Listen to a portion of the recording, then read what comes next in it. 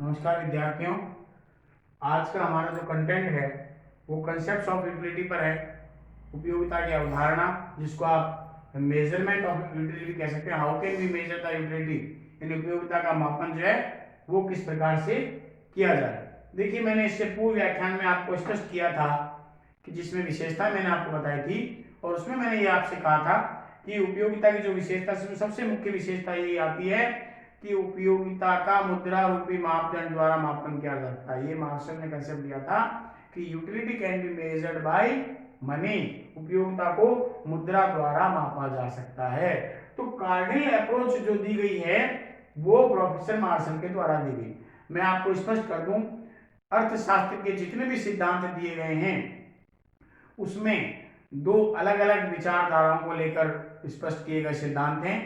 कुछ traditional economist रहे हैं जिन्होंने परंपरागत विचारधाराओं के आधार पर सिद्धांत प्रस्तुत किए, और कुछ आधुनिक अर्थशास्त्रियों के बाद में जिन्होंने वर्तमान और बदलती हुई परिस्थितियों के आधार पर, आधुनिक विचारधाराओं के आधार पर जो उन्होंने सिद्धांत प्रस्तुत किए हैं। जैसा कि आपने पढ़ा है कि जितने भी सिद्धांत दिए गए अर्थशास्त्र के, वे सभी सिद्धांत कुछ मान्यताओं पर आधारित है। और उसका कारण यह है कि सिद्धांत तो बना दिए गए बहुत पहले, और उन्हें वर्तमान परिस्थिति में अगर हम लागू करना चाहें तो वो लागू नहीं हो पाते। ऐसी स्थिति में जो है कुछ पूर्व मान्यताएं हम ले लेते हैं और उन मान्यताओं को वर्तमान परिस्थितियों में ध्यान रखकर करते हैं। कारण क्या है कि हमारा जो वर्तमान का जो अर्थशास्त्र है वो डायनामिक है। उपभोक्ता के फैशन, रुचि, स्वभाव, आय, देश की जनसंख्या में लगातार नित्य प्रति परिवर्तन होता है, और ऐसी स्थिति में हम वर्तमान परिस्थिति में पूर्व में दिए गए सिद्धांतों को लागू करने की स्थिति में नहीं होते। इसलिए अर्थशास्त्री जी कहते हैं, उसमें शब्द जोड़ दिया जाता है कि यदि अन्य बातें समान रहे तो ये नियम लागू होगा। और इसी आधार पर मार्शल ने जो है अपनी एक कार्डिनल अप्रोच ऑफ यूटिलिटी, यानी दो अवधारणाएं उपयोगिता के मापन की है। एक गणनावाचक दृष्टिकोण है और दूसरा हमारा जो है वो क्रमवाचक दृष्टिकोण है। गणनावाचक दृष्टिकोण प्रोफेसर मार्शल की देन है, और मार्शल ने क्या कहा है, उपयोगिता का मुद्रा द्वारा मापदंड किया जा सकता है, यानी उसे मुद्रा द्वारा मापा जा सकता है। और मैंने विशेषताओं में भी दूसरी विशेषता ये बताई थी, यूटिलिटी कैन बी मेजर। और ये जो मैंने बताई थी उपयोगिता, अपनी जो इसकी विशेषता, वो केवल मार्शल के संदर्भ में थी कि मार्शल कह रहे हैं कि उपयोगिता मापनीय होती है।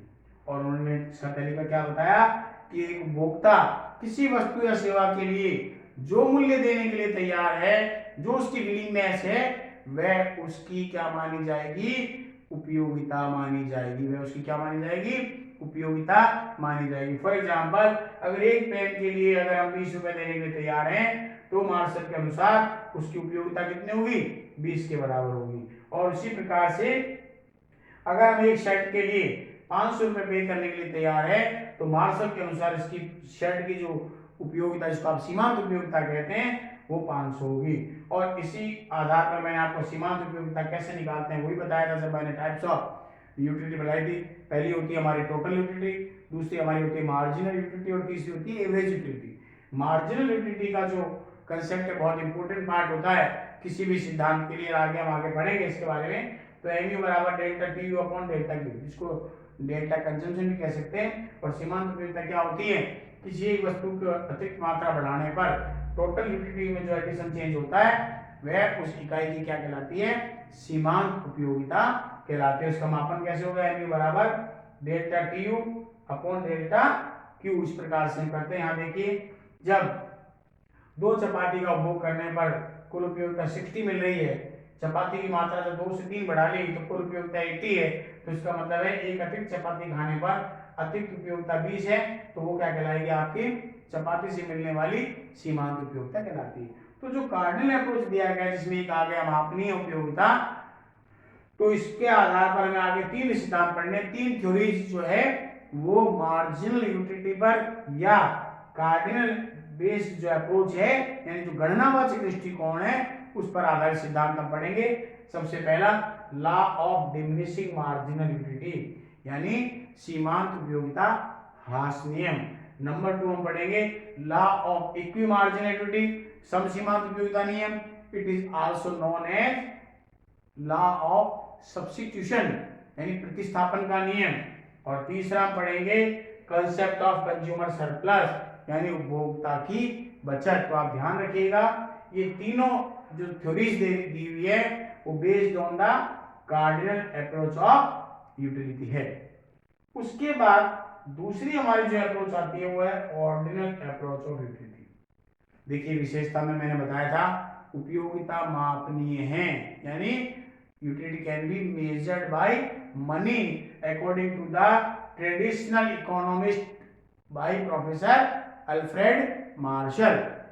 लेकिन जो आधुनिक अर्थशास्त्री हुए जिसमें प्रोफेसर जे.आर.हिक्स का नाम आता है, उन्होंने गणनावाचक दृष्टिकोण का खंडन किया और उन्होंने तीन मुख्य बातें बताई कि उपयोगिता मापनीय नहीं होती है।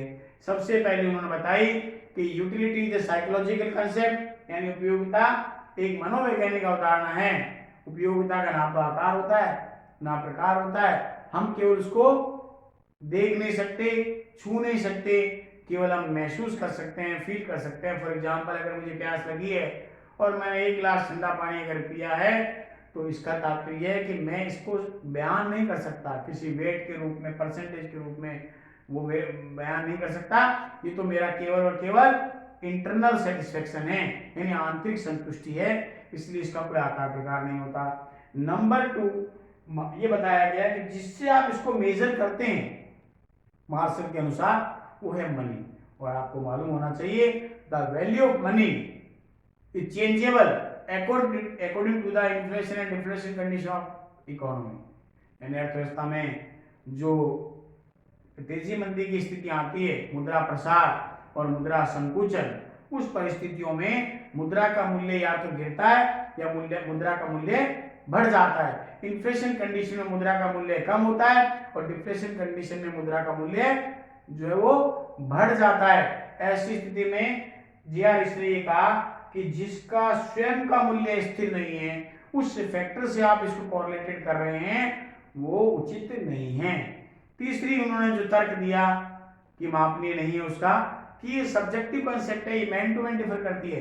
एक्स व्यक्ति के लिए किसी वस्तु विशेष से जो उपयोगिता प्राप्त होगी जरूर नहीं कि वाई व्यक्ति से के लिए भी उसे उतनी ही उपयोगिता प्राप्त हो। तो जब सब्जेक्टिव है अलग अलग जो है डिफर करती है तो ऐसी स्थिति में फिर उपयोगिता का मापन करना संभव नहीं होता है। तो फिर क्या किया जाए? उन्होंने बताया कि जब उपयोगिता मापनी तो नहीं है लेकिन उपभोक्ता विभिन्न वस्तुओं को उनकी प्राथमिकताओं के क्रम के आधार पर क्या कर सकता है? प्राथमिकताओं के क्रम के आधार पर उसे अपने क्रम दे सकता है, रैंक दे सकता है। और वो रैंक स्वतः ये तय कर देती है कि कौन सी वस्तु उपभोक्ता के लिए ज्यादा उपयोगी है और कौन सी वस्तु उसके लिए कम उपयोगी। जैसा कि आपको मैंने बताया था कंज्यूमर बिहेवियर में मुख्य बात ये होती है कि हमारे अनलिमिटेड वांट्स है, लिमिटेड हमारे रिसोर्सेज हैं, तो हम अपनी प्राथमिकताएं निर्धारित करते हैं, हम अपने प्रेफरेंस निर्धारित करते हैं, हम अपनी रैंक निर्धारित करते हैं कि सबसे पहले हमें कौन सी वस्तु क्रय करनी है, उसके बाद हमें कौन सी वस्तु क्रय करनी है। और ये भी आपको ध्यान होना चाहिए कि उपयोगिता का कम होना और ज्यादा होना किस पर निर्भर करता है? ये निर्भर करता है आवश्यकता की तीव्रता पर, इंटेंसिटी ऑफ वांट्स पर डिपेंड करता है कि उस उपयोगिता किसी वस्तु विशेष के लिए ज्यादा होगी या किसी वस्तु विशेष के लिए कम होगी। कम उपयोगिता वाली वस्तु के लिए उपभोक्ता कम मूल्य चुकाना चाहता है, जबकि अधिक उपयोगिता वाली वस्तु के लिए उपभोक्ता अधिक मूल्य चुकाना चाहता है। फॉर एग्जाम्पल अगर मैं कहता हूं कि ए, बी, सी और 3 वस्तुएं आप इसमें रैंक दीजिए या आपकी प्रायोरिटी निर्धारित कीजिए, कौन सी आपके लिए प्रेफरेंस ज्यादा है? आपने बी को फर्स्ट दिया, सी को सेकंड दिया और ए को थर्ड दिया, तो then you can say automatically be commodity is the more useful than C and the C is more useful than A। इसका मतलब स्वतः निर्धारित हो गया बी सी से ज्यादा उपयोगी और सी ए से ज्यादा उपयोगी है। और इसी क्रमवाचक दृष्टिकोण के आधार पर जो महत्वपूर्ण सिद्धांत प्रोफेसर जे.आर.हिक्स ने प्रस्तुत किया वो था इंडिफरेंस का एनालिसिस, जो कि उपयोगिता मापन के क्रमवाचक दृष्टिकोण पर आधारित है, जिसमें सबसे ज्यादा जो रोल रहा वो प्रोफेसर जे.आर.हिक्स का था। उसके बाद में सैमुअल्सन है, जी.डी. एलन है, इनका भी कंट्रीब्यूशन इस थ्योरी में रहा है। और इसके अंदर हम जब आगे बढ़ेंगे तो इसमें हम इसकी प्रॉपर्टीज यानी कैरेक्टरिस्टिक्स या फीचर्स, जो उदासीनता वक्र का अर्थ, परिभाषा, इसकी विशेषताओं के बारे में चर्चा करेंगे। और उसके बाद उदासीनता वक्र के माध्यम से उपभोक्ता का संतुलन, how can a consumer can attain the maximum satisfaction by limited income और resources with the help of indifference curve, हम ये पढ़ेंगे। और नंबर 3 हम इसके अंदर पढ़ेंगे कि 3 प्रकार के effect, price effect, income effect and substitute effect. लेकिन इन कंटेंट के बाद में हमारा जो अगला कंटेंट जो हमारा अध्याय होगा वो है सीमांत उपयोगिता ह्रास नियम, law of diminishing margin utility, which is based on cardinal approach of utility. Thanks, धन्यवाद।